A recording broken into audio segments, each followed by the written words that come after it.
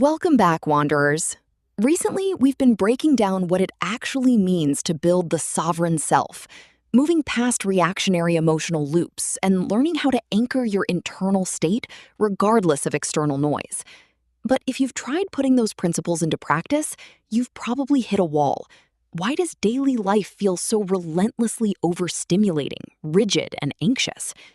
The short answer is that most of us are operating under a fundamental misunderstanding of what reality actually is.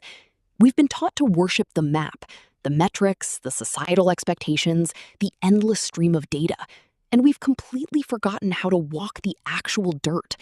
We're living in his story instead of engaging with true history. To fix that, we have to look under the hood of the cognitive engine. Today, we're bridging evolutionary neuroscience, non-dual philosophy, and game engine architecture to unpack the 1/0 framework. We're going to explore why your brain doesn't render objective truth, how your left and right hemispheres process potential versus output, and how you can step off autopilot to become the sovereign bridge between the two. If you're ready to break the map and start living understood, let's step into the engine room. Welcome to this explainer. I want you to think about something for a second.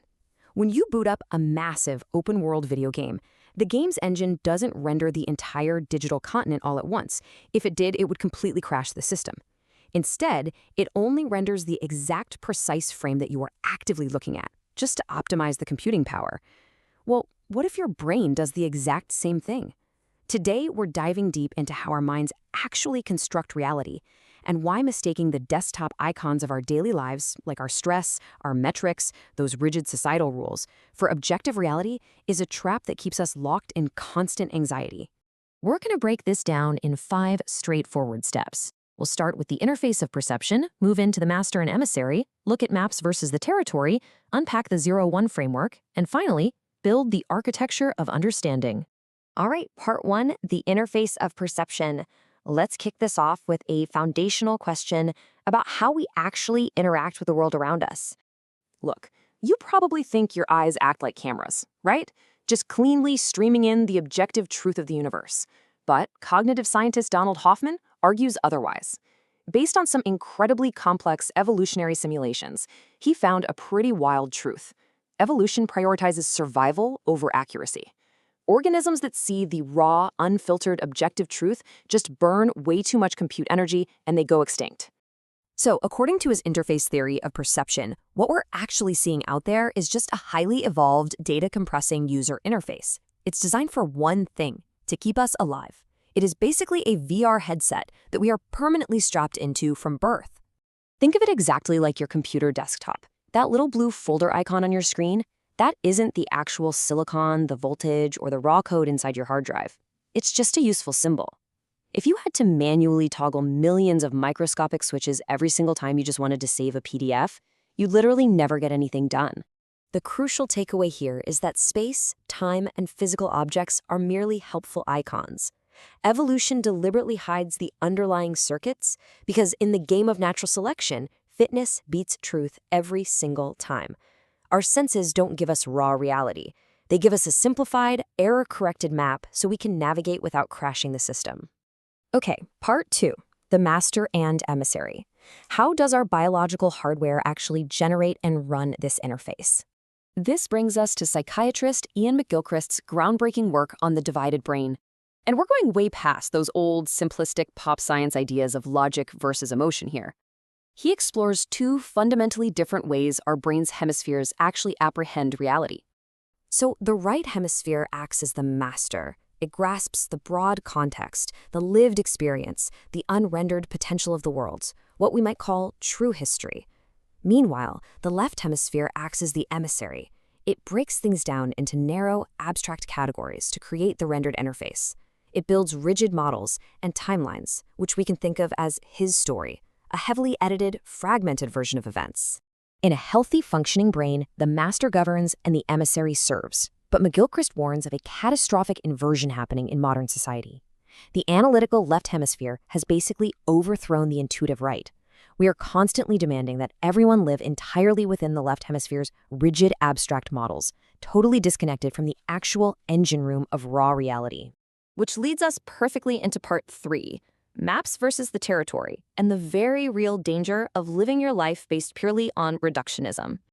As philosopher Alan Watts used to playfully remind his students over and over, the word is not the thing.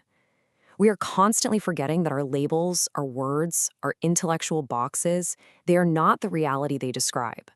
A map is an incredibly useful tool, but guys, you cannot live inside a map. When we mistake that narrow left brain map for the actual territory, we start drowning in what I call return codes, just raw data, metrics, and overthinking. Imagine a manager who stares at a spreadsheet of employee metrics for so long that he completely forgets actual breathing human beings work there. We end up ignoring the hidden, nuanced depths of reality just to force life into our limited theories. We demand everyone worship the map rather than learning how to actually walk the dirt. Let's shift gears to part 4, the 0-1 framework.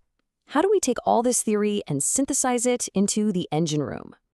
If we combine Hoffman's interface and McGill-Christ hemispheres, we get this incredibly practical framework. Look at the 0 column. This is the unrendered source code, that pure potential and nonverbal intuition grasped by the right hemisphere. Now look at the 1 column. This is the manifested matter, the localized display categorized by the left hemisphere. The middle column, understanding, well, that's the bridge. It's you, the conscious observer, acting as the translator between 0 and 1. This completely shifts our entire view of the world. The universe isn't just a cold, dead machine. It's energetic and it's participatory. When you realize you're just dealing with an interface, you can stop fighting the rigid illusions of the 1 and start interacting dynamically with the raw source code of the 0.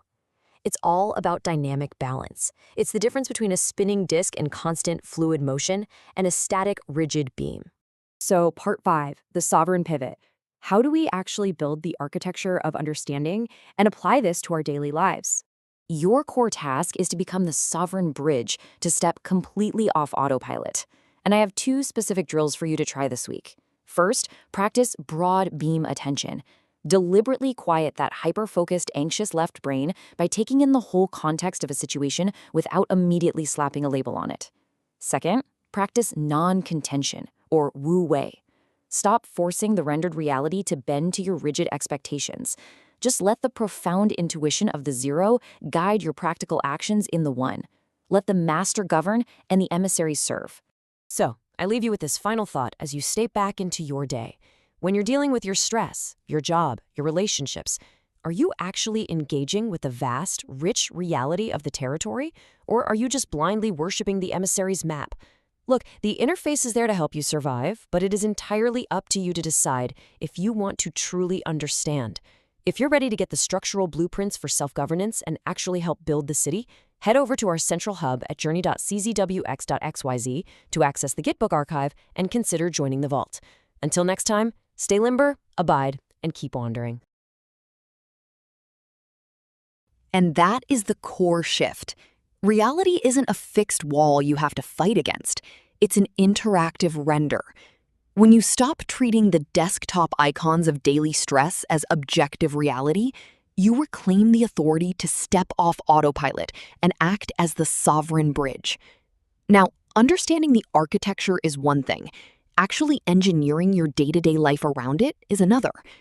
If you want to dig deeper into the structural blueprints, the 3P=S framework, and the raw documentation for self-governance, head over to our central hub at journey.czwx.xyz.